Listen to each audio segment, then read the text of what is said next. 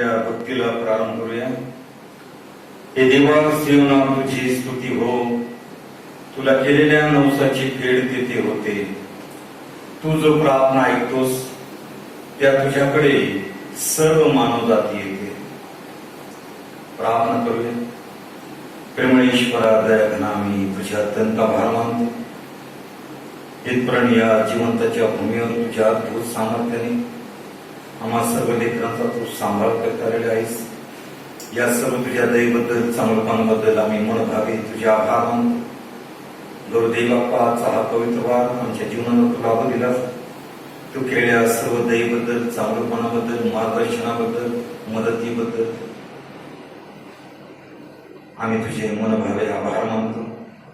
तू आमचं जाणे नाशीवर केलंस. सर्व भयापासून, वाईटापासून, मरीपासून, संसर्गजन्य रोगापासून आम्हाला सुरक्षित ठेवलंस. या सर्व तुझ्या दयेबद्दल आम्ही तुझे मनभावे आभार मानतो. तुझी उपकारस्तुती करतो.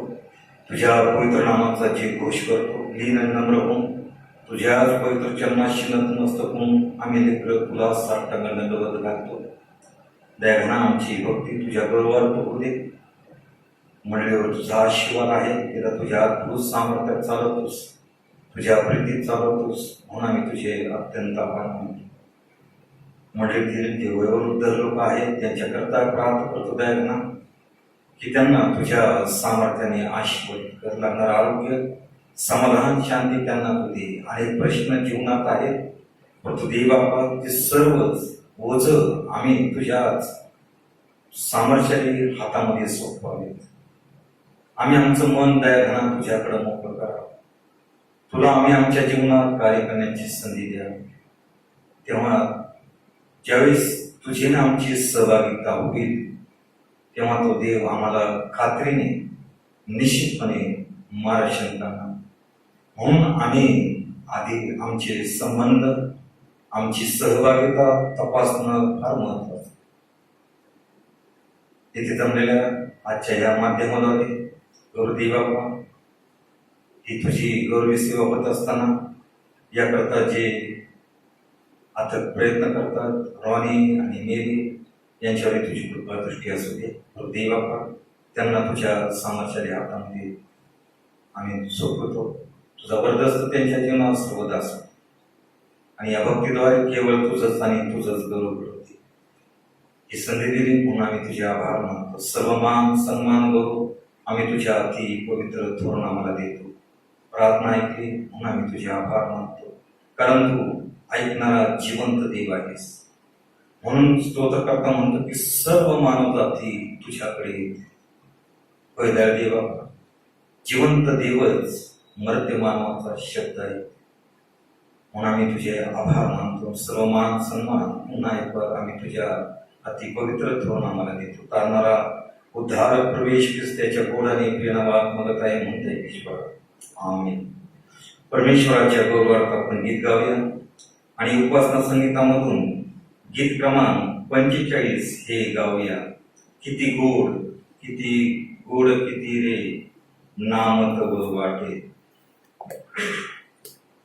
किती गोड, किती गोड, किती गोड, किती रे गोड नाम तव वाटे.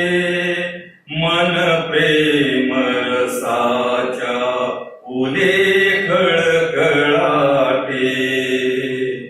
सवास पुरे तव यास स्वर्ग मग येशो. नच तुझ्या दाखवी चरण तुझे आशु. हृदपटी तुझी गोमटी मूर्ती वसलेली. ती उभीच माझ्या पुढे असो केली. ती उभीच माझ्या पुढे असो केली. किती गोड, किती गोड, किती गोड, किती रे गोड नाम तव वाटे.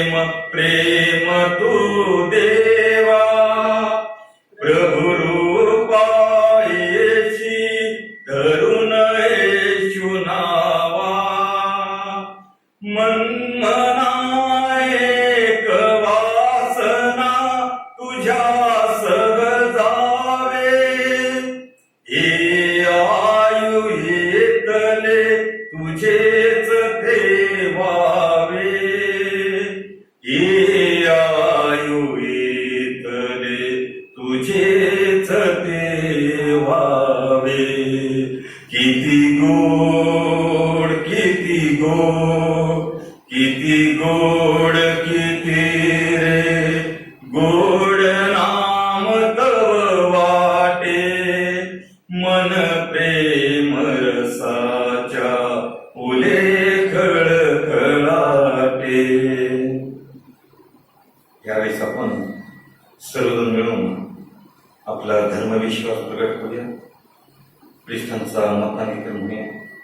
सर्वसमर्थ देव जो पिता आकाश व पृथ्वी यांचा उत्पन्न करणारा आणि येशू ख्रिस्ताचा एक पुत्र आमचा प्रभू जो पवित्र आत्म्याच्या योगाने गर्भरूप झाला तुम्हाला मर्यादेपासून जन्माला ज्याने पंत ऐकला त्याच्या वेळेस दुःख भोगले ज्याला वधस्तंभी दिले जो मरण पावला व ज्याला पुरिले तिसऱ्या दिवशी मेलेल्यांमधून पुन्हा उठला स्वर्गात चढला आणि सर्वशक्तिमान देव पिता याच्या उजवीकडे बसला आहे. तेथून जिवंतांचा व मेलेल्यांचा न्याय करावयास जो येणार आहे त्याविषयी मी विश्वास धरितो. पवित्र आत्मा पवित्र सार्वत्रिक मंडळी पवित्रांची सहभागिता पापांची क्षमा देहाचे पुनरुत्थान आणि सार्वकालिक जीवन याविषयी मी विश्वास धरितो. आमेन. आजच्या मन करता जो शास्त्रभाग घेतलेला आहे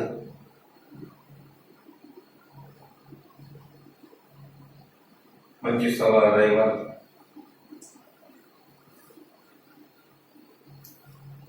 याचं वाचन मी करतो. चिरकालीन प्रकाश उठ प्रकाशमान हो कारण प्रकाश तुझकडे आला आहे. परमेश्वराचे तेज तुझवर उदय पावले आहे. पहा अंधकार पृथ्वीला झाकत आहे निबिड काळ राष्ट्रात झाकीत आहे पण तुझवर परमेश्वर उदय पावत आहे. त्याचे तेज तुझवर दिसत आहे. राष्ट्र तुझ्या प्रकाशाकडे येतील राजे तुझ्या उदय प्रभेकडे येतील. तू आपले डोळे वर करून चहूकडे पहा ते सर्व एकत्र होत आहे तुझकडे येत आहे. तुझे पुत्र दुरून येत आहे तुझ्या कन्यांना कडेवर बसवून आणत आहे. हे पाहशील तेव्हा तुझ्या मुखावर आनंद चमकेल. तुझ्या हृदयाला स्फुरण येऊन ते विकास पावेल कारण समुद्राकडून विपुल धन तुझकडे लोटेल. राष्ट्राची संपत्ती तुझकडे येईल. मी तांब्याच्या जागी सोने लोखंडाच्या जागी रुपे आणि लाकडांच्या जागी तांबे व दगडांच्या जागी लोखंडाने तुझवर शांती सत्ता चालवेल व न्याय तुझा कारभार पाहिल असे मी करेन. यापुढे तुझ्या देशात कसलाही जुलूम असणार नाही. अगर तुझ्या सीमांच्या उजाडी व नाश यांचे नावही ऐकू येणार नाही. कारण माझा कोट व कीर्ती माझी बेस आहे असे तू म्हणशील. यापुढे दिवसा प्रकाश देण्यास तुला सूर्याची चालण्यासाठी तुला चंद्राची गरज लागणार नाही कारण परमेश्वर तुझा सर्वकालिक दिक होईल.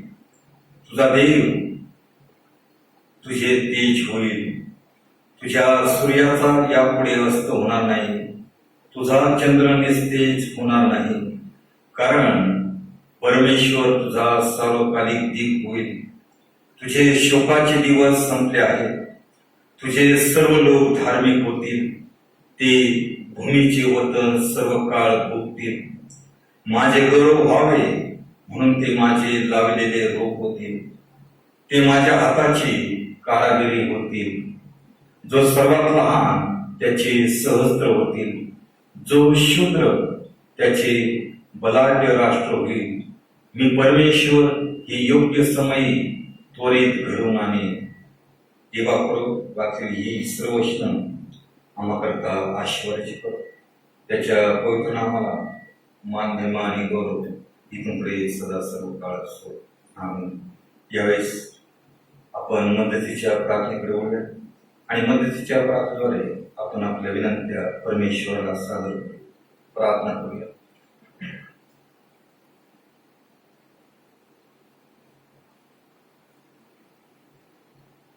सर्व मान सन्मान गौरव आम्ही तुझ्या अति पवित्र थोर नामाला देतो. दया लीन आणि नम्र होऊन तुझ्या पवित्र चरणाशी नतमस्तक होऊन आम्ही सर्व लहान थोर लेकरं तुला साष्टांग दंडवत करतो. कारण तू आमचा निर्माण करत आहेस, तू आमचा प्रेमळ पिता आहेस. तू संपूर्ण विश्वाचा चराचराचा निर्माण करता, नियंत्रण करता आमचा प्रेमळ पिता आहे. दया घना आजचा हा पवित्र वार आमच्या जीवनाला तू लाभू दिलास म्हणून आम्ही तुझे अत्यंत आभार मानतो. सर्व मान सन्मान गौरव आम्ही तुझ्या अति पवित्र थोर नामाला देतो. आम्ही दुर्बळ अशक्त मानव आहोत. कळत नकळत घडलेल्या आमच्या हातून घडलेल्या सर्व अपराधांची पापांची आम्हाला तुझ्या दयेने तू क्षमा. ती पाप आम्ही सोडावीत, त्यापासून माघार घ्यावी. ते प्रत्येक पाप शास्त्रात लिहिल्याप्रमाणे आम्ही तुझ समोर कबूल करणं गरजेचं आहे. जर आम्ही कबूल केले, ते सोडले, तर त्याचं प्रतिफळ आमच्या जीवनात दिसून येईल. प्रवेश ख्रिस्ताची सहभागिता आणि परमेश्वराची सहभागिता आम्हाला प्राप्त होईल. आमचे संबंध जोडले जातील आणि मग त्याच्या अमूल्य प्रीतीचा प्रभाव आमच्या जीवनातून इतरांच्या जीवनावर देखील प्रभाव टाकतो. याकरता आम्ही आमचे मार्ग तपासावे आणि परमेश्वराला जे अमान्य आहे त्या सर्व गोष्टींचा आम्ही त्याग करावा. कारण देव अतिशय पवित्र आहे. देवाठाई मुळीच अंधार नाही असं शास्त्र आम्हाला शिकवतं. म्हणून जी पाप शास्त्रात लिहिल्याप्रमाणे आम्ही जर कबूल केली त्या दयागणाकडे, तर आमचे सर्व शाप आमच्या जीवनातून निश्चितपणे दूर होते. म्हणून प्रभू देवा पवित्र आत्म्याद्वारे आम्हा सर्वांचं सहाय्य. या मदतीच्या प्रार्थनेद्वारे तुझ्या पवित्र चरणात शरण असताना आमच्या विनंतीच्या शब्दाकडे तुझं सर्वदा लक्ष असतो. देव प्रकाश आहे. प्रकाश म्हणजे पवित्र आहे, शुद्धता आहे. आणि म्हणून आम्हाला आज्ञा आहे की आम्ही प्रकाशातच चालावं. प्रकाश म्हणजे ज्ञान आहे, जीवन आहे. त्या प्रकाशातच आमची पावलं सर्वदा असणं महत्वाचं आहे. देवाने आमच्या जीवनातला सर्व अंधकार दूर करून त्याचे पुत्र कन्या होण्यास आम्हाला पाचारण केलेलं आहे. तर त्या पाचनाला प्रांजळपणेच जीवनातल्या सर्व परिस्थितीमध्ये तुझं पवित्र वचन आठवूनच आम्ही जीवन जगावं. त्या प्रकाशातच आम्ही सर्वदा स्थिर असावं. आमची दुर्बलता आहे हे मान्य आहे, परंतु आम्ही प्रयत्नशील राहणं गरजेचं आहे. देवाचा आदर सन्मान सर्व परिस्थितीत आमच्या जीवनातून घडावा. प्रतिकूल परिस्थिती असू द्या किंवा अनुकूल परिस्थिती असू द्या, त्या सर्व परिस्थिती वाटचाल करीत असताना देवाचा आदर आमच्या जीवनातून, आमच्या परिवारातून, आमच्या मंडळीतून होणं फार महत्वाचं आहे. तर आमचं नातेसंबंध निश्चितपणे दृढ आहे हेच आमच्या निदर्शन असेल. म्हणून आमचं तू सहाय्य कर प्रभू देवा. आम्ही परिस्थितीने दडपलं जातो आणि मनामध्ये अनेक शंका कुशंका निर्माण होतात आणि हीच संधी सैतान त्याचा लाभ घेतो आणि आमच्या भावनांना वेगळा मार्ग दाखवतो. म्हणून आम्ही वेळेत सर्व गोष्टी जर सोडल्या तर तो देव सर्व काही व्यवस्थित करणार आहे. तो देव पतन पावणाऱ्यांना उभं करण्याचं सामर्थ्य त्याच्यामध्ये आहे. ज्याने आम्हाला नाशाच्या दलदलीतून खाचेतून बाहेर काढलेला आहे, तो देव आम्हाबरोबर आहे हा विश्वास आम्हा प्रत्येक लेकराचा तो वाटतो. आता आमचा आणि आम्ही तुला ओळखावं, तुला समजून घ्यावं, कारण आमच्या पापाकरता, आमच्या उद्धाराकरता तुझ्या प्रिय पुत्र प्रवेश ख्रिस्ताचं बलिदान त्या वधस्तंभावर केलेलं आहे. महायज्ञ त्यांनी केलेला आहे. सर्व दुःख त्यांनी सहन केलेलं आहे. सर्व शाप त्यामुळे आमचे दूर केलेले आहे. त्याच्या पवित्र रक्ताने आम्हाला शुद्ध आणि पवित्र केलेलं आहे. म्हणून ते शुद्ध आणि पवित्र प्रकाशाचं जीवन आम्ही वाटचाल करीत राहावं ही देवाची इच्छा आणि आज्ञा आहे. म्हणून स्तोत्रकर्ता म्हणतो की देव प्रकाश आहे. देवानेच प्रारंभी म्हटलेलं आहे की प्रकाश हो आणि प्रकाश झाला आणि अंधकार नाही झाला. ख्रिस्ताने देखील आम्हाला उपमा दिलेली की तुम्ही जगाचा प्रकाश आहात. आज आम्ही परीक्षण करणं फार महत्वाचं आहे. ज्या परिस्थितीमध्ये आम्ही वाटचाल करीत आहोत ती परिस्थिती अत्यंत धोकादायक आहे. किंवा कुठला प्रसंग घडेल काही सांगता येत नाही. म्हणून परमेश्वराने दिलेल्या या वेळेचा सदुपयोग करणं फार महत्वाचं आहे की त्याच्या सानिध्यात, त्याच्या आज्ञेत, त्याच्या प्रकाशात, त्याच्या वचनात, त्याच्या प्रार्थनेत, त्याच्या स्तुती आराधनामध्ये आम्ही रममान होणं गरजेचं आहे. त्याच्या सानिध्यात दावीद राजा म्हणतो की पूर्ण आनंद आहे. त्याच्या उजव्या हातात सौख्य सदुतीत आहे. हे जर आशीर्वाद आमच्या समोर देवाने ठेवलेले आहे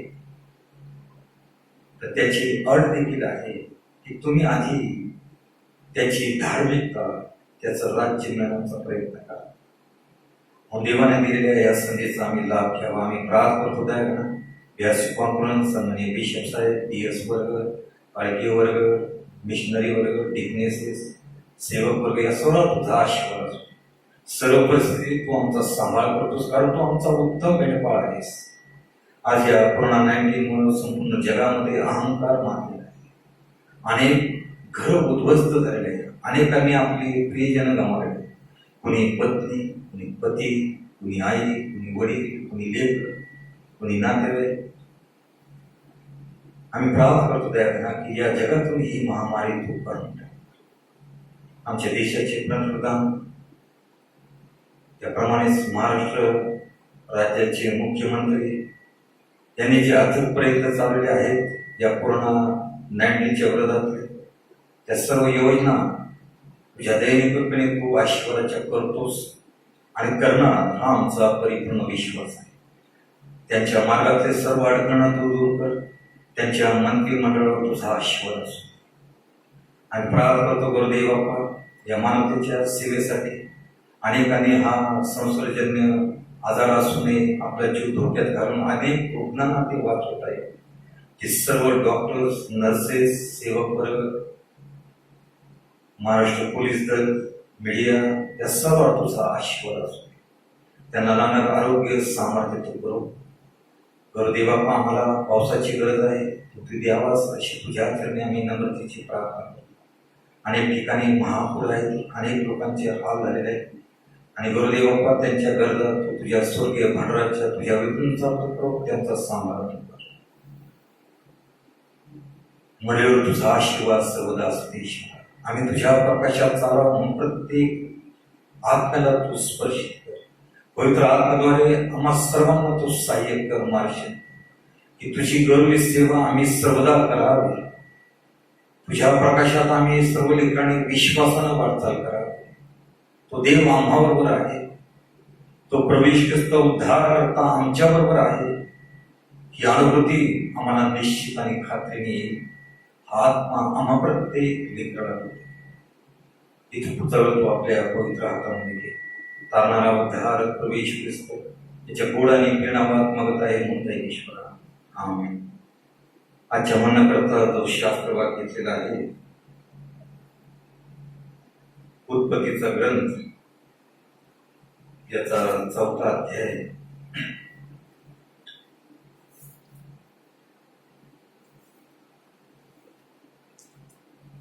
आणि 3 ते 12 पर्यंतची वचनं आपण ऐकूया. काही काळ लोटल्यावर असे झाले की कायनाने परमेश्वराला शेताच्या उत्पन्नापैकी काही अर्पण आणले. हवेलाने आपल्या कळपातील प्रथम जन्मलेल्यातून म्हणजे त्यातल्या पुष्टातून काही अर्पण आणले. परमेश्वराने हवेल व त्याचे अर्पण यांचा आदर केला, पण काईन व त्याचे अर्पण यांचा त्याने आदर केला नाही. म्हणून काईन संतापला व त्याचे तोंड उतरले. तेव्हा परमेश्वर काईनास म्हणाला, तू का संतापलास आणि तुझे तोंड का उतरले? तू बरे केले तर तुझी मुद्रा प्रसन्न होणार नाही काय? पण तू बरे केले नाही तर दाराशी पाप टकूनच आहे. त्याचा रोग तुझवर आहे, करिता तू त्यास दाबात ठेव. मग कायनाचे त्याचा भाऊ हवेल याच्याशी बोलणे झाले, आणि असे झाले की ते शेतात असतात कायनाने आपला भाऊ हवेल याजवळ चालून जाऊन त्यास ठार केले. मग परमेश्वराने कायनास विचारले, तुझा भाऊ हवेल कुठे आहे? तो म्हणाला, मला ठाऊक नाही, मी काय माझ्या भावाचा राखणदार आहे? तो म्हणाला, तू हे काय केले आहे? तुझ्या भावाचे रक्त भूमीतून मजकडे ओरड करीत आहे.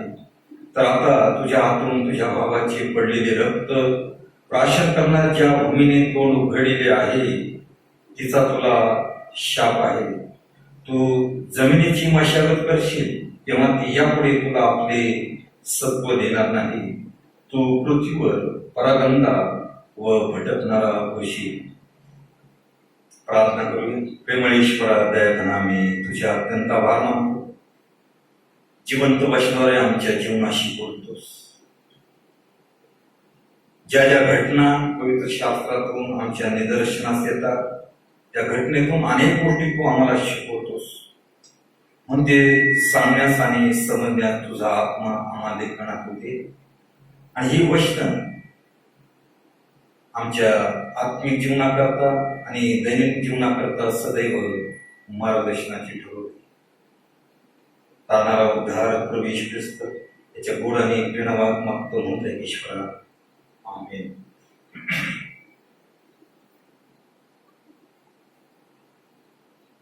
आम्ही जी वचनं वाचलेली आहेत, उत्पत्तीचा ग्रंथ याचा पहिला अध्याय आणि 6 पर्यंतची 3 ते 12 पर्यंतची वचनं, परंतु 1 ते 6 पर्यंत वाचायची होतोय. परंतु माझा नंतर मी विचार केला आणि 3 ते 12 पर्यंतची वचनं ऐकलेली आहेत. आणि या वचनावरून एक विषय मी आपल्यासमोर मांडू इच्छितो की कडवटपणा किंवा द्वेष मनुष्याच्या जीवनामध्ये आधी कडवटपणा येतो आणि मग द्वेष त्याच्या अंतरी भरला जातो. जर अत्यंत द्वेषाची भावना मनात जर घर करून राहिली तर मग कडवटपणा, कटुता निर्माण होते. त्याचं लक्षण म्हणजे निंदा करणं आणि कुरकुर करणं, ही त्याची लक्षणं असतात. जसे आजाराचे अनेक लक्षणं असतात, है ना. आजार शरीर आपल्याला वॉर्निंग देतं. जर सर्दी व्हायची असेल तर नाकाला खाजवलं जातं आधी, मग शिंका येतात, है ना. ती सर्दीचे लक्षणं असतात. आणि अशा रीतीने ज्यावेळेस मनामध्ये अत्यंत द्वेषाची भावना ज्यावेळेस राहते, त्यावेळेस कडवटपणा किंवा कटुपणा निर्माण होतो. आणि मग त्याचं लक्षण म्हणजे निंदा आहे, कटुता आहे किंवा दुर्भावना देखील असते.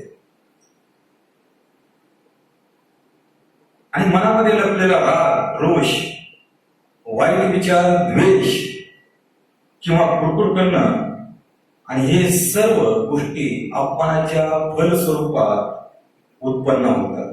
की जसं कायनाच्या अंतरी ते घडलं गेलं. कायनाचं अर्पण मान्य झालं नाही आणि या सर्व गोष्टी त्याच्या अंतरी आल्या. कधी कधी काही गोष्टी कळत होतात किंवा काल्पनिक देखील असतात. आणि या दोन्ही गोष्टीमुळं एकमेकांच्या या दोन्ही गोष्टी एक दुसऱ्यामुळे होतात आणि अशा रागामुळं ज्याचे समाधान होत नाही. परंतु एक देवभक्त होऊन गेलेले आहेत, त्यांनी म्हटलेलं आहे की पवित्र शास्त्रामध्ये क्रोध, राग याला मनाई नाही, रागवा परंतु पाप करू नका म्हटलेलं आहे. संध्याकाळी तो राग सोडणं गरजेचं आहे. जर सोडलं नाही तर ते पाप ठेवलं जातं. परंतु हे देवभक्त म्हणतात की पहिले दोन गोष्टी ते सांगतात की राग, क्रोध यांना घृणा आणि तिरस्कार किंवा कटुता नको. जर राग आणि मांतरी जर ठेवला तर त्यातून घृणा आणि तिरस्कार निर्माण होतो. त्या गोष्टीला फाटा देणं गरजेचं आहे, त्यातून मोकळं होणं गरजेचं आहे. एक पालक असे आहेत, मी त्यांना सांगितलं की अशी घटना घडली, मोठं वादळ झालं, झाडं पडले, घराचं नुकसान झालं. ते म्हणायचे प्रार्थना कर. मी नेहमी विचार करत होतो ते असं का म्हणतात. प्रत्येक गोष्टीला प्रार्थना कर किंवा ते स्वतः प्रार्थना करतात, कधी कधी वेळ नसला तर आशीर्वाद देखील देतात. कधी फोन करा त्यांना, परंतु बोलणं झाल्यानंतर ताबडतोब ते प्रार्थना करा. त्यांना भेटायला गेलं तरी जाताना प्रार्थना करणार, आठवण करणार लेकरांची, पत्नीची, प्रियजनांची. प्रार्थना महत्वाचा आहे. जर आम्ही दुखावलं गेलो तर प्रार्थना हा सर्वात महत्वाचा उपाय. राग जर अंतरी धरला तर ह्या गोष्टी आमच्या जीवनातून बाहेर पडतील. तिरस्कार आम्ही निश्चितपणे करू आणि आज जगामध्ये तेच चाललेलं आहे. लढाया का होतात? त्या रागामुळे, तिरस्कार केल्यामुळे घृणा का निर्माण होते. आज परिवारामध्ये आहे वाद, समाजामध्ये आहे वाद. परंतु शास्त्र आम्हाला दोन गोष्टी करायला सांगतं. त्यात क्रोध आणि राग याला मनाई नाही, परंतु नियंत्रण याला लावलेलं आहे. दोन गोष्टींनी की त्यातून मुक्त होणं गरजेचं आहे, मोकळं होणं गरजेचं आहे. दुसरी गोष्ट म्हणजे आम्ही आमचं परीक्षण रोज करावं. आम्ही संध्याकाळी प्रार्थनेला बसल्यावर झोपायच्या आधी त्यावेळेस आम्ही दिवसभरात काय काय घडलेले आहे ते देवासमोर कबूल करायचं, हे आम्हाला शिकवलं गेलेलं होतं. कॅथलिक लोकांमध्ये चर्चच्या बाहेर असे बॉक्स असतो, तिथं फादर बसतात आणि ती पश्चाताप करणारी व्यक्ती किंवा प्रार्थना करणारी व्यक्ती सगळं कबुली जबाब देतात आणि ते चांगली गोष्ट आहे. देवाजवळ सर्व पाप कबूल तर केली तर देवाचा संबंध दृढ होतो, सहभागितेमध्ये आम्ही येतो. म्हणून आमचं परीक्षण करणं अत्यंत गरजेचं आहे. आमच्यामध्ये कृतज्ञ आहे ना, कोणी आमच्यावर उपकार केले तर आम्ही अपकाराने जीवन जगू नये. कृतज्ञ आणि कृतज्ञ, ज्या व्यक्तीने आमच्यावर दया केली त्याबद्दल आम्ही कृतज्ञता व्यक्त करतो. आणि कृतज्ञ म्हणजे त्याच्या विरोधात जातो, त्याने आम्हाला चांगलं सांभाळत असताना देखील आम्ही त्याच्या विरोधात जातो, त्याला कृतज्ञ असं म्हणतात. म्हणून ही अपकारी भावना आमच्यामध्ये नसावी. अशी एक म्हण आहे की जो रागात झोपतो तो आपल्या सख्यांसाठी सैतान होतो. सखे म्हणजे मित्र आहे, परिवार आहे, नातेगोते आहे. जो रागामध्ये झोपतो तो आपल्या सख्यांसाठी सैतान होतो. जीवन जगत असताना रागाला अनेक कारणं आहेत, परंतु एक लक्षात ठेवणं गरजेचं आहे की सैतान ह्या संधीची वाट पाहत असतो आणि तो आम्हाला वाईट भावनेत टाकतो. जे व्यावसायिक सल्ले देणारे लोक असतात त्यांचं असं म्हणणं आहे की त्यांच्याकडे जे लोक सल्ला मसलत किंवा चर्चा करायला येतात किंवा मार्गदर्शनासाठी येतात त्यामध्ये पुष्कळ लोक असे आहेत की त्यांच्यात राग आहे, द्वेष आहे, ईर्ष्या आहे अशा लोकांची संख्या जास्त आहे, कारण त्यांच्या मनामध्ये दबलेल्या ज्या भावना आहेत त्या आतल्या तो कुढत असतो, तो राग, तो द्वेष खदखदत असतो. आणि अशा व्यक्ती मनोरुग्णाने पीडित होतात. मग अशा लोकांची कार्य करण्याची शक्ती घटते आणि कार्यक्षमताचा ह्रास देखील होतो, हानी होते, नाश होते. अशा लोकांना झोप येत नाही, व्यवस्थित त्यांना झोप नसते. मग त्यांचे पारिवारिक आणि बाहेरील संबंध देखील बिघडले जातात. ते इतके आवेशी होतात कारण ते पूर्णपणे सैतानाच्या ताब्यात गेलेले असतात. ते एवढे आवेशी होतात की शेवटी ते एखाद्याचा खून करतात, शब्दाने खून करतात, काही गोष्टीने खून करतात. केवळ माणसाला मारणं हाच खून नाही, तर शब्दाने देखील खून होऊ शकतो.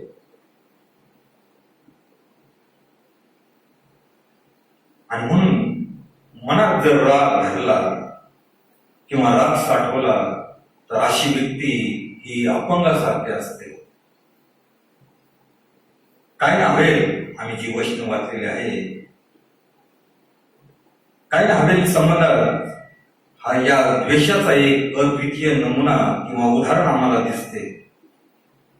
कायनाला राग आला, तो क्रोधित झाला कारण त्याच्या अर्पणाचा स्वीकार देवाने केला नाही.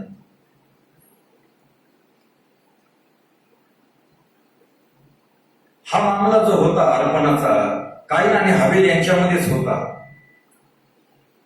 परंतु हे जी घटना घडली अर्पणाबद्दलची, ही कायन आणि परमेश्वर संबंधाची होती. कारण परमेश्वराने ते अर्पण अमान्य केलं होतं, परंतु कायन दुःखी झाला आणि त्याचा क्रोध, त्याचा राग भडकला गेला. वास्तविक पाहता त्याने पश्चाताप करून देवाकडे क्षमा मागण्याऐवजी आपल्या भावाचा त्याने बदला घेतला आणि त्याचे परिणाम देखील वाईट आहेत. देवाने त्याला शापित केलेले आहे, भूमी सत्व देणार नाही. ज्यावेळेस आम्ही राग अंतरी ठेवतो आणि आज तीच परिस्थिती, आता सांगता येत नाही परिणाम कसे लोकांवर होतात, परिस्थितीचे होतात, वातावरणाचे होतात, कसं परिणाम घडत जातात सांगता येत नाही. अनेकदा टीव्हीचा प्रभाव एवढा माणसावर होतो की ते तसंच आचरण करण्याला लागतात. ज्याप्रमाणे टीव्हीतली व्यक्ती वागताना त्यांचं सगळं निरीक्षण केलं जातं आणि ते निरीक्षण अनुकरणाच्या स्वरूपात येतं. आणि ते कधी कधी चांगले परिणाम असतात आणि वाईट परिणाम देखील असतात, परंतु माणसाचा जो कल आहे तो वाईटाकडे अधिक आहे. हे करू नको म्हटलं, लोकांनी आज्ञा दिली तर लोक तेच करणार. देवाने आदाम हव्वा यांना सांगितलं की ह्या झाडाचं फळ खाऊ नका, पण त्यांनी तेच केलं. ही मानवी वृत्ती आहे. आणि म्हणून त्याचे परिणाम भयंकर आहेत. देवाचा जर आम्ही स्वीकार केला, देवाने आम्हाला निवडलं की फार मोठा देवाचा आशीर्वाद आहे. आमची काही पात्रता नाही, लायकी नाही, आम्ही धार्मिक आहोत, नीतिमान आहोत, अशातलाही भाग नाही. परंतु शास्त्र सांगतं की काळाच्या पूर्वी तुम्हाला देवाने निवडलेलं आहे पुत्र आणि कन्या म्हणून. त्या प्रवेश ख्रिस्ताच्या पवित्र निश्चय रक्ताने आम्हाला शुद्ध आणि पवित्र केलेलं आहे, त्याचे वारस केलेलं आहे, अनंतकाळचं जीवन आम्हाला दिलेलं आहे. आमच्या जीवनातले सर्व शाप, सर्व अंधकार, सर्व पाप दूर केलेले आहे आणि तुम्ही प्रकाश आहात असं आम्हाला समोर दिलेलं आहे. त्या ख्रिस्ताला, त्या देवाला आम्ही खरोखर समजून घेतलेलं आहे का? देवाचे वचन सांगतं की राग धरू नकोस. रागाचे परिणाम किती वाईट होतात.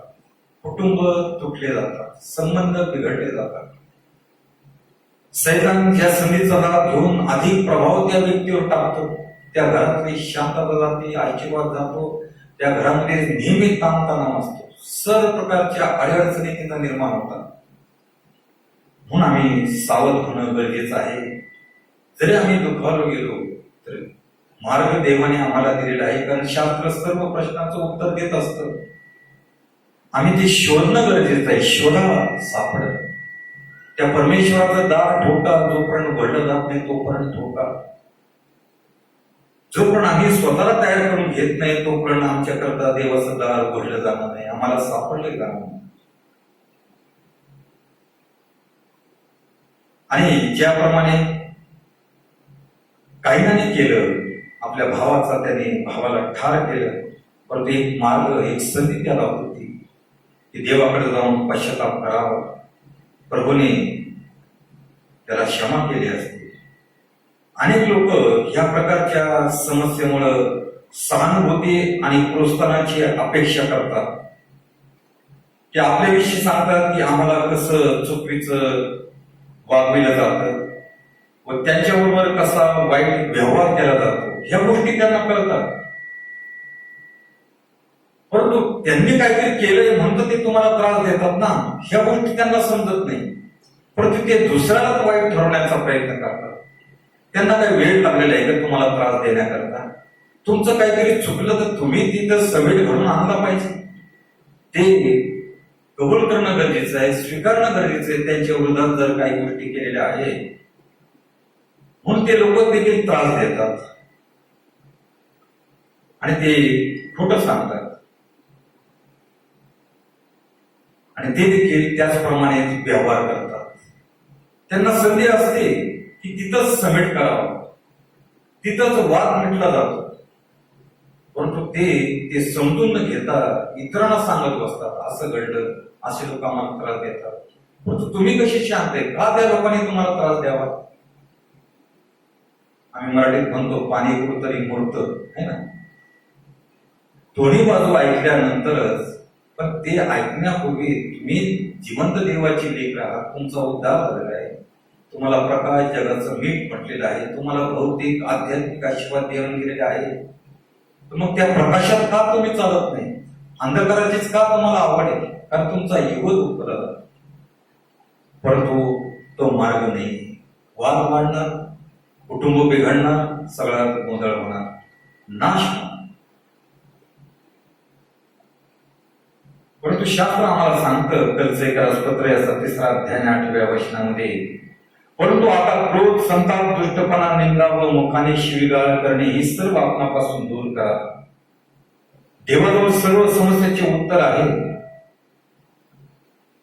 आज अनेक जण पीडित आहेत आणि मालमत्ता हाच विषय आहे. आज प्रत्येक कुटुंब दुखावलं गेलेलं आहे. शिर्डीला विमानतळ होणार, ज्या पडीक जमिनी होत्या त्यांना सोन्याचा भाव आला. अशा पेट्या घेऊन व्यापारी लोक बँगलोर, कलकत्ता, दिल्ली, मुंबई ते व्यापारी बिझनेस लोक आले. काकडी नावाचं खेड्यामध्ये आले. त्या जागेवरती आले, तिथं काटे कुसळे होते, दगड धुंडे होते. त्या पडीक जमिनी होत्या, तिथून काही उत्पन्न नव्हतं, फक्त वाटूक म्हणजे चारा व्हायचा जनावराला थोडाफार थोड्याशा पावसात. परंतु त्या अशा पडीक जमिनीला ज्यावेळेस एवढा भाव आला तर काही लोकांनी पैसे बघूनच ते मृत्युमुखी पडले. कुटुंबामध्ये भांडणं सुरू झाली, कारण कायदा असा आला की मुलींना देखील वाटा द्या. सगळ्या बहिणी आणल्या, हे गोंधळ. आता ते मला एवढं कसं माहिती, तुम्ही माझं चर्च आणि माझं घर तिथंच कोपरगावला, आणि कोपरगावलाच पोलीस स्टेशन, आणि पोलीस स्टेशनच्या मागच कोर्ट होतं. दिवाणी खटल्यात आधी त्यांना सल्ला मसला तर ते जायचे, पण जाण्यापूर्वी ते चर्च म्हणून तिकडे यायचे. बाळासाहेब आमच्यासाठी प्रार्थना करा, आमच्या भावाने आम्हाला वाटा द्यावा, प्रार्थना करायचं. त्यांना त्यांचा वाटा पोलीस लोक सांगायचे देऊन टाका, काही उपयोग होणार नाही, पुढं केस जरी लावली तरी पैसा जाण्यापेक्षा समेट घडवा, त्यांचा वाटा त्यांना द्या. आणि असे लोक तिथल्या तिथं माघारी देखील गेले. त्या गोष्टी मला तिथं कळाल्या. म्हणून वेळीच सावध होणं गरजेचं आहे. आज मालमत्तेचा प्रश्न आहे. आज भाऊ भावात राहिला नाही, बहीण बहिणीत राहिला नाही, भाऊ बहिणींचं वैर आहे, आई वडिलांचं वैर आहे. ख्रिश्चन लोक देखील त्याला अपवाद नाही. खेड्यापाड्यामध्ये भरपूर प्रॉपर्टी असते लोकांना, शेतकरी लोक असतात तर त्याच्यावरनं वाद होतात, शांतता नाही कुठं. त्याप्रमाणेच अनेक समस्या असतात की ज्या समस्येमुळे अनेक जण पीडित होतात. मग लेकरांचे प्रश्न आहेत. आजकालची लेकरं कशी आहेत असं लोक चर्चा करतात. कर्ज आहे, आर्थिक विमोचन आहे, अनैतिक संबंध आहेत. जर आम्ही अशा समस्येने जर पिडलेलो आहोत आणि ख्रिस्ताला आम्ही आमचा तारणहार म्हणून स्वीकारलेला आहे आणि आम्हाला असं वाटतं की आम्ही समाधानी व्हावं,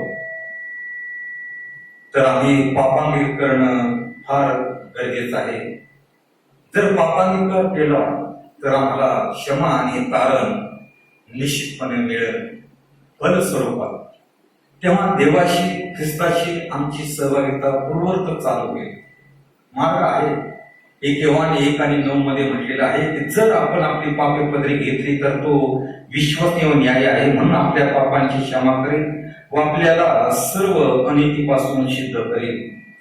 म्हणून आम्ही आमचं परीक्षण करून ते स्वीकारणं व सोडून देणं अत्यंत गरजेचं आहे.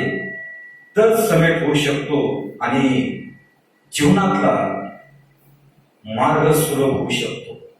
सर्व समस्या सोडवण्याचं ज्ञान बुद्धी देवाने आमच्याकडे दिलेली आहे. इतरत्र जाण्याचा प्रश्नच उरणार नाही. जर समेट घडला तर सुलभ मार्ग मिळू शकतो. जे केव्हा मिळेल या परिस्थितीमध्ये किंवा समस्येमध्ये, जेव्हा आमचे संबंध वरती स्वर्गात परमेश्वराशी व खाली लोकांशी सुधारतात, तेव्हा आम्हाला पुरस्कार स्वरूप आम्हाला मिळतो आणि यांच्याबरोबर आम्हाला निर्दोष राहणारा विवेक मिळतो. 14 आणि 16 मध्ये तो संदर्भ आहे. प्रशिक्षण देखील म्हटलेलं आहे की प्रथम जाऊन भावाशी समेट कर. पाऊल म्हणतो रोम 12:8 मध्ये, शक्य तर सर्व माणसाबरोबर तुमच्याकडून होईल तितके शांतीने राहा. ख्रिस्त म्हणतो की तुझा शत्रू भुकेला असल्यास त्याला खावायला दे, ताणलेला असल्यास त्यास प्यावयास दे, कारण असे केल्याने तू त्याच्या मस्तकावर निखऱ्याची रास करशील. शास्त्रात म्हटलेलं आहे की वाईटाने जिंकला जाऊ नको तर बऱ्याने वाईटाला जिंक. जर असं आचरण आम्ही करू तर पुढील जे परिणाम आहेत शापाचे, ताणतणावाचे, मानसिक पिढीचे, हे होऊ शकणार नाही. ही एक संधी असते. मानवी मन 2 प्रकारचं असतं. ज्यावेळी शरीरामध्ये काहीतरी घडतं त्यावेळी शरीर वॉर्निंग देत असतं. मी मगाशीच म्हटलं की सर्दी होण्यापूर्वी नाकाला खाज येते. ते शरीर आम्हाला वॉर्निंग देत असतं की आम्हाला सर्दी होणार आहे. त्याच वेळेस त्यावर नियंत्रण जर केलं तर सर्दीवर आम्ही मात करू शकतो. त्याप्रमाणे हे जीवन जगत असताना या वचनाला जर आम्ही स्वीकार केला, या वचनाला आम्ही त्याप्रमाणे आचरण जर केलं तर परमेश्वराला आनंद होईल आणि दोन्ही पक्षाला आत्मिक आरोग्य प्राप्त झाल्याशिवाय राहू शकणार नाही. परंतु प्रश्न असा निर्माण होतो, हे सर्व आम्ही केलं, एवढं करून जर समेट झाला नाही तर मग काय करावं? परंतु जो अनुभव आमच्या पश्चातापाने पापांगीकरणाने आम्हाला देवाने दिलेला आहे तो धरणं, तो वाढवणं आणि त्याचं जीवन जगत राहणं गरजेचं आहे. मग तो काही बोलू द्या, तिकडं आपण दुर्लक्ष करावं. जो अनुभव देवाने आम्हाला दिलेला आहे त्या अनुभवात आम्ही वाटचाल करणं गरजेचं आहे. आम्ही परमेश्वराला प्रार्थना करावी की दुसऱ्याप्रती आमचं मन तू प्रेमाने भर.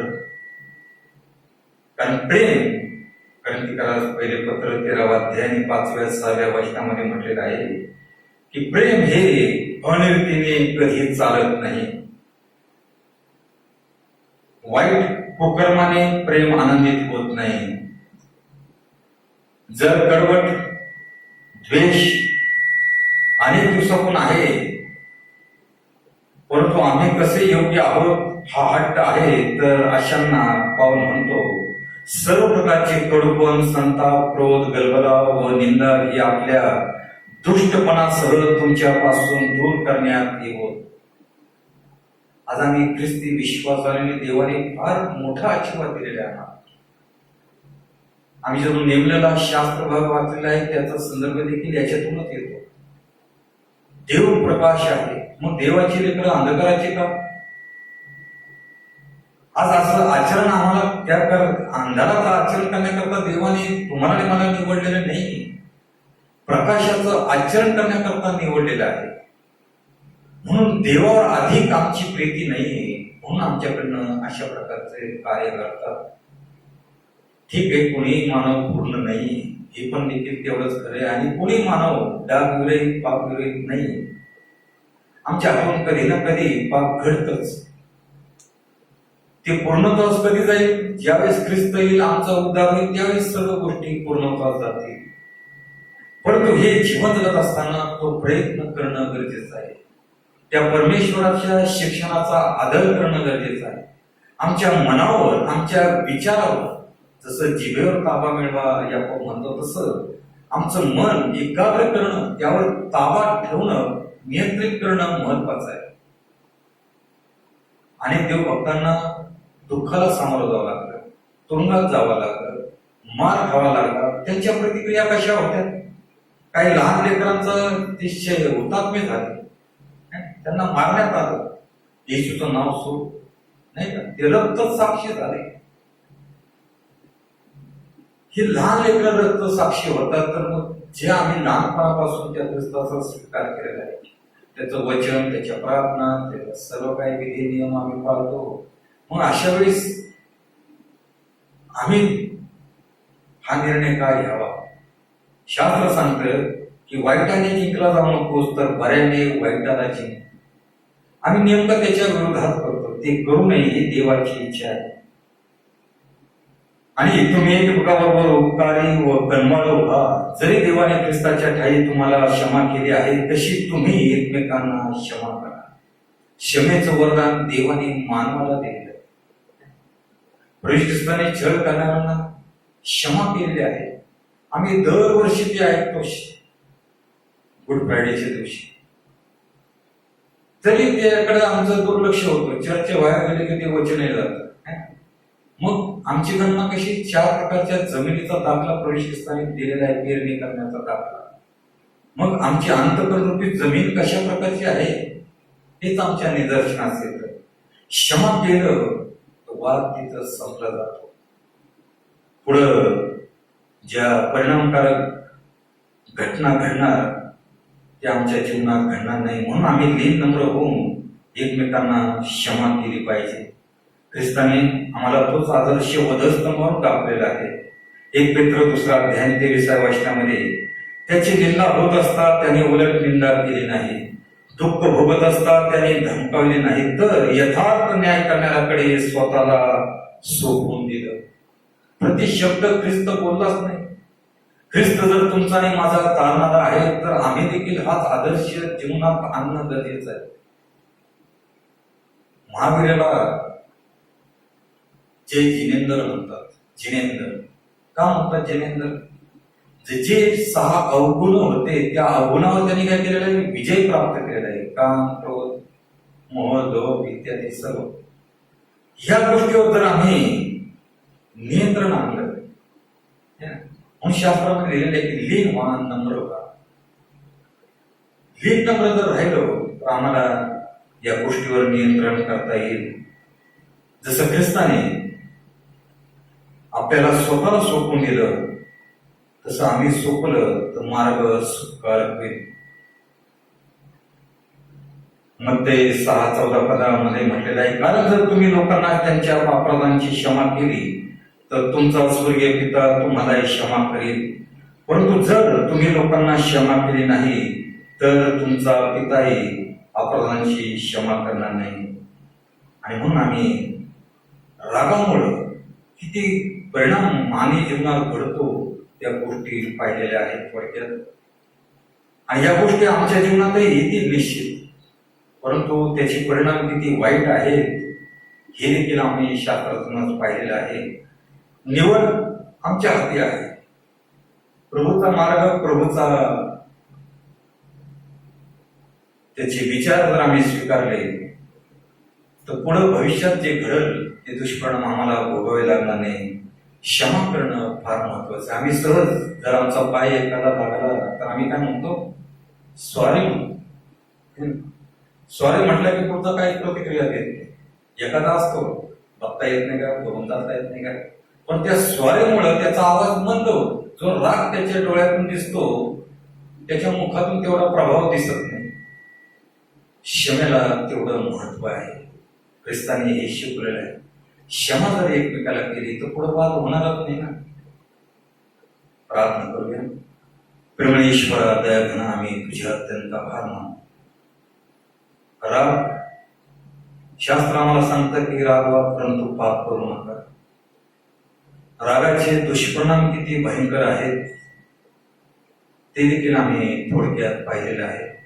सैतान आमच्या जीवनाचा ताबा घेईल आणि मग आमच्या हातून कायनाप्रमाणेच एखाद्याचा खून देखील होऊ शकतो. म्हणून आम्ही तुझ्या चरणी ही प्रार्थना करतो. प्रभू देवा, क्षमेचा आत्मा आम्हा सर्वांना होते. तुला आम्ही ओळखावं, तुझा आदर सन्मान आम्ही करावा, तुझ्या शिक्षण याकडे आम्ही लक्ष केंद्रित करावं. तू आमचा उतारणारा आहेस. तू ज्याप्रमाणे या भूतलावर जीवन वर्तलास त्याप्रमाणे आम्ही चालण्याचा प्रयत्न करावा. जरी आम्ही दुर्बळ आहोत, ही दुर्बलता तुला देखील ठाऊक आहे. तू आम्हाला तुझं सामर्थ्य पुरवणार या विश्वास आम्हाला दुर्बळ आणि बळकट कर आणि वचन आमच्या दैनंदिन जीवनाकरता सदैव आशीर्वादाची. प्रार्थना ऐकली म्हणून आम्ही तुझे आभार मानतो. करणारा उद्धार प्रवेश ख्रिस्त त्याच्या गोड आणि प्रेरणावाद मागतो म्हणता ईश्वरा. यावेळेस आपण गीत गात असताना आपण आपलं गान परमेश्वराला अर्पण करूया. उपासना संगीतामधून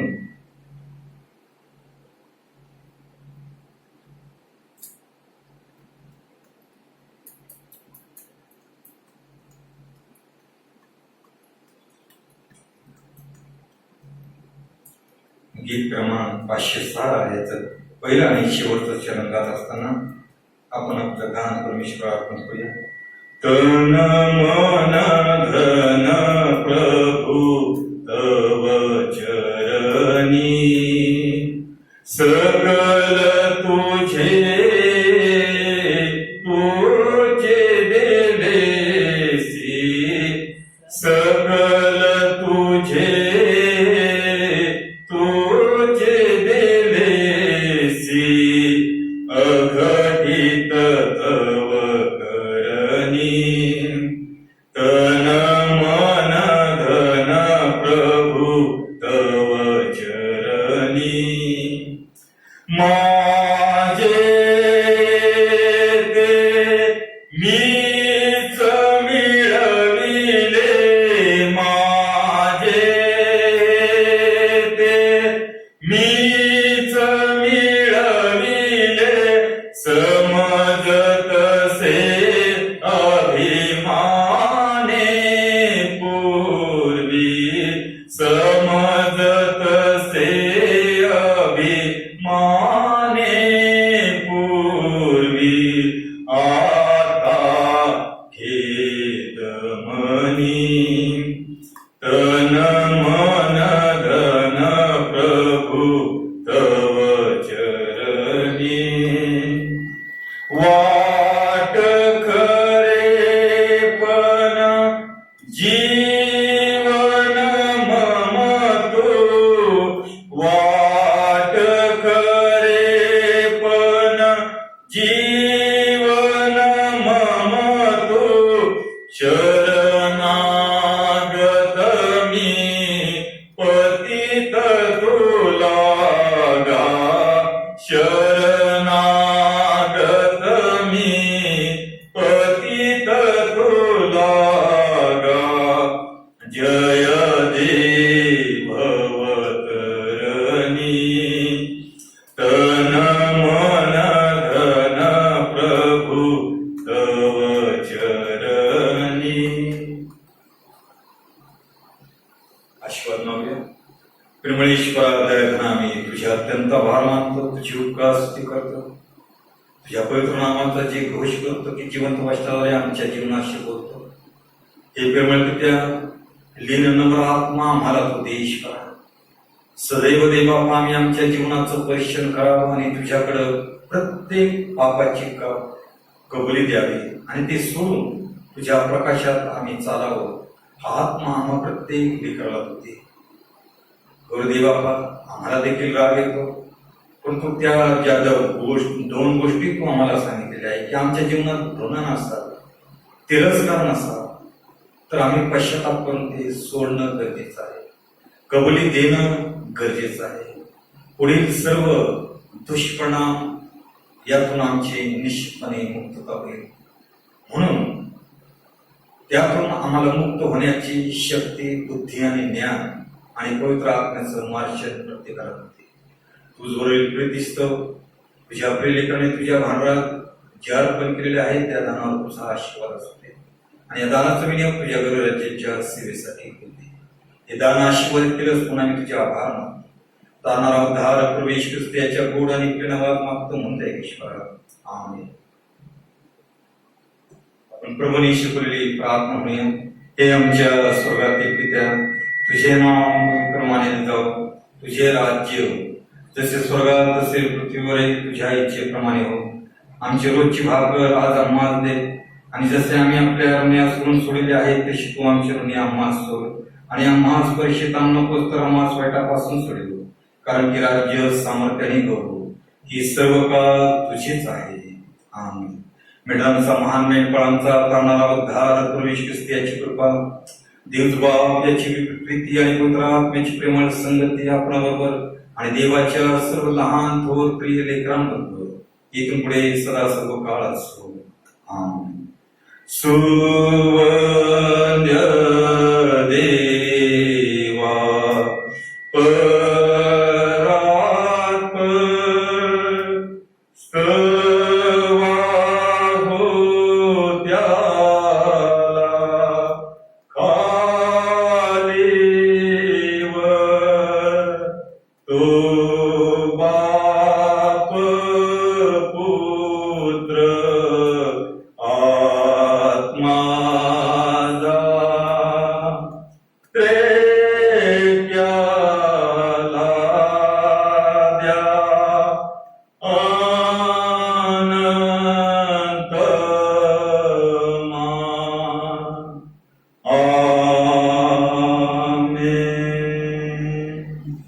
सर्वांना शालम सलाम.